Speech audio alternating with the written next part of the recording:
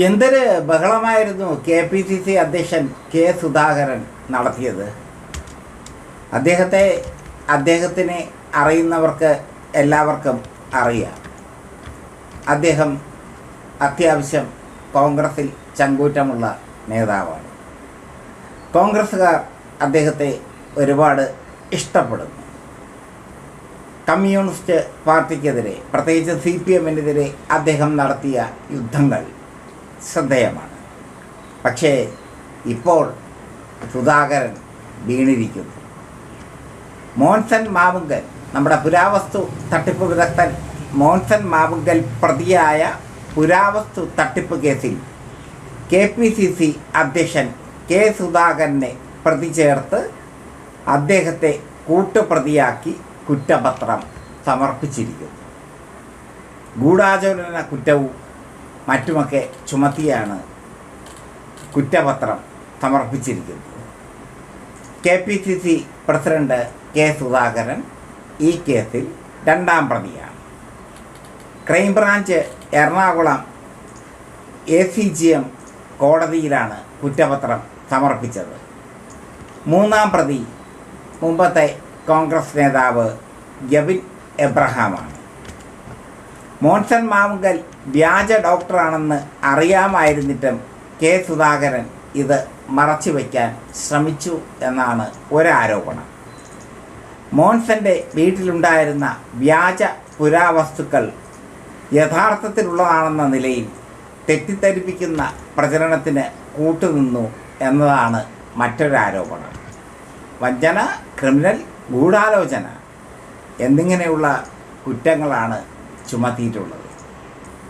Criminal, ഗൂഢാലോചന എന്നിവയടക്കം അടിസ്ഥാനപ്പെടുത്തി 420, 120B പ്രകാരം ഉള്ള വകുപ്പുകളാണ് നമ്മുടെ KPCC അധ്യക്ഷൻ കെ സുധാകരനെതിരെ ചുമത്തിയിട്ടുള്ളത്.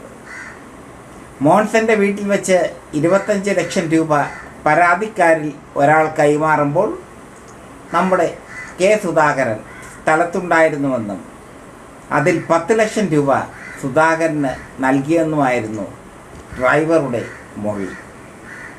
ഇത് കുറ്റപത്രത്തിൽ ശരിവയ്ക്കുന്നുണ്ട്. തെരഞ്ഞെടുപ്പ് മുമ്പിൽ വന്നു നിൽക്കെ കേസിൽ ആദ്യഘട്ട കുറ്റപത്രം സമർപ്പിച്ചു എന്നത് നിർണായകമാണ്. കോൺഗ്രസ്സിന് വലിയ തിരിച്ചടിയാണ്. കെ സുധാകരൻ കണ്ണൂരിൽ മത്സരത്തിന് അങ്ങനെ ഒരുങ്ങി നിൽക്കുകയായിരുന്നു. അപ്പോഴാണ് കുറ്റപത്രം വന്നു വീണിരിക്കുന്നത്. ഇത് വലിയ ചലനമാണ് കോൺഗ്രസ്സിൽ ഉണ്ടാക്കുക. കോൺഗ്രസ്സിനുള്ളിലും സുധാകരനെതിരെ ഒരു വിഭാഗം രംഗത്തുണ്ട്. അതുകൊണ്ട് തന്നെ സുധാകരൻ്റെ ഇനിയുള്ള നീക്കങ്ങൾ വലിയ നിർണായകമാകും.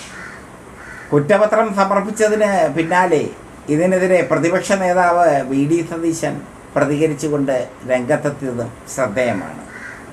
പോലീസ് പ്രതിപക്ഷത്തെ വേട്ടയാടുന്നു. എങ്ങനെ വേട്ടയാടും? ഇതെങ്ങനെ വേട്ടയാടും? ഇത് തെളിവുള്ള സംഭവമാണ്. പുരാവസ്തു തട്ടിപ്പ് കേസിലെ മോൻസൺ മാവുങ്കലും സുധാകരനും തമ്മിലുള്ള ബന്ധം മുമ്പേ വ്യക്തമായതാണ്. സുധാകരൻ പറഞ്ഞ അവിടെ ചികിത്സയ്ക്ക് നിന്നാണ്. അതിന് മോൻസൺ മാവുങ്കലിന് ചികിത്സ അറിയാമോ എന്നുള്ള ചോദ്യം വലിയൊരു ചോദ്യമാണ്. കണ്ണൂരിലൊക്കെ നിൽക്കാൻ അങ്ങനെ ശ്രമിച്ചുകൊണ്ടിരിക്കുകയായിരുന്നു സുധാകരൻ. എന്തായാലും സുധാകരൻ മോൻസൺ മാവുങ്കലിൻ്റെ വീട്ടിൽ നടത്തിയ ചികിത്സയും ശ്രദ്ധേയമാണ്. അത് കോസ്മെറ്റോളജി ചികിത്സയാണ്, സൗന്ദര്യം വർദ്ധിപ്പിക്കാനുള്ള ചികിത്സ. വയസ്സ് 70 കഴിഞ്ഞ് എന്നിട്ടും സൗന്ദര്യം വർദ്ധിപ്പിക്കാനുള്ള ചികിത്സയാണ് നടത്തിയത്. എന്തായാലും പരാതിക്കാർ ഇതൊക്കെ കൃത്യമായ തെളിവുകളോടെ ആരോപിച്ചിരിക്കുന്നു. മുഖ്യമന്ത്രി അടക്കം പരാതിക്കാർ സമീപിച്ചിരിക്കുന്നു. സുധാകരൻ കുടുങ്ങിയിരിക്കുന്നു. ഇനി കണ്ണൂരിൽ സുധാകരന് നിൽക്കുക വലിയ പ്രയാസമാണ്. നിൽക്കാൻ കഴിയുക പ്രയാസമാണ്. നിന്നാൽ ജയിക്കുക പ്രയാസമാണ്.